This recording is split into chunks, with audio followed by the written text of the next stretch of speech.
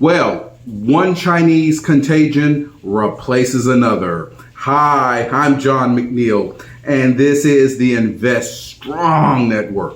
Welcome.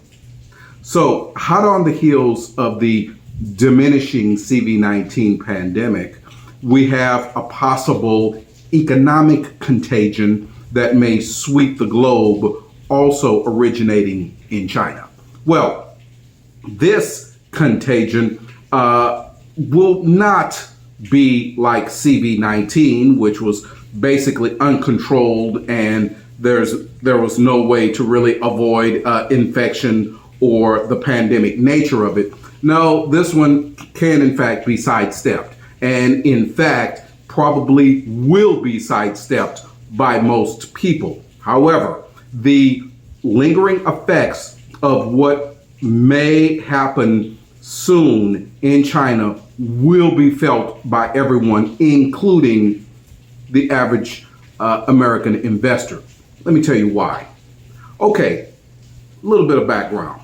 The last 40 years or so, China has been in a very aggressive growth mode. Now, of course, China is an authoritarian regime, and they have basically commanded economic growth from on high.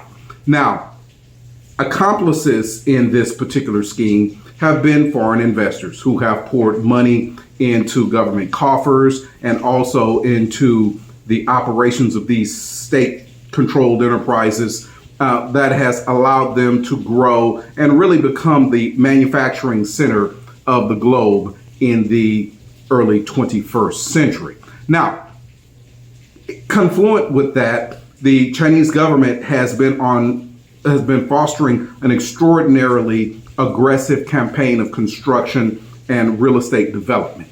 Now, this makes sense. I mean, China itself is a ginormous country with lots of usable space, right? And with 1.6 billion human beings, they need housing, they need facilities of all sorts. Construction certainly seems to make sense. But the Chinese government had manipulated the market far beyond anything that a standard real estate market could support. Now, they've been able to get away with this for a long time because, for the most part, foreign investors who had lent them the money and even the governmental structure there inside of China, they basically just looked away and have been riding on the gravy train, so to speak.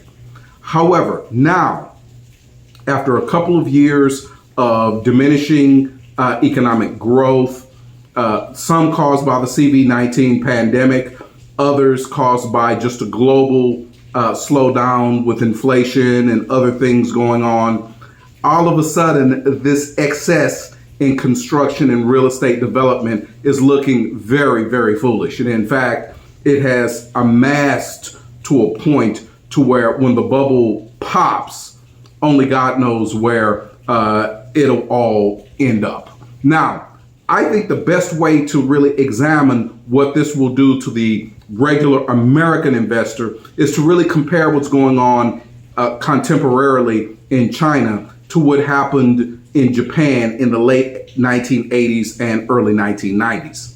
So, as with China today, Japan had been on a tremendous growth spurt really since the end of the Second World War, financed mostly by the United States of America and a very aggressive project of rebuilding after the catastrophic defeat in the Second World War. Then the Japanese began to stand on their own 2 feet. Many of their great companies, Toyota, Canon, Panasonic, Mitsubishi, Honda, many others, began to take the lead, and Japan as an economy grew from the ashes of the Second World War to really the second largest economy in the world by the late 1980s. Now, in that time, the real estate market in Japan had also exploded in size, right? And so much so that many regular Japanese people could no longer afford it. They began investing in properties in the United States of America or Canada or Europe and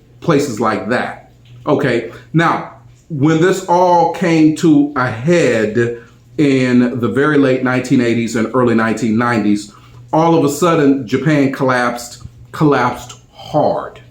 Now, the ramifications of the Japanese collapse absolutely was felt globally and felt hard by American investors at the time, considering that many had Japanese holdings in their portfolios, and also the Japanese themselves actually held a lot of American properties in their portfolios. And since the overall Japanese system began to shrink and shrink dramatically, it was felt to the point to where many investors lost 30, 40, 50% or more of the value of their Japanese investments. And the whole thing contributed to a recession in the United States of America in the early 1990s. Of course, that was contributed to by Saddam's invasion of Kuwait in August of 1990. But these two things kind of came together and really pushed the American economy into a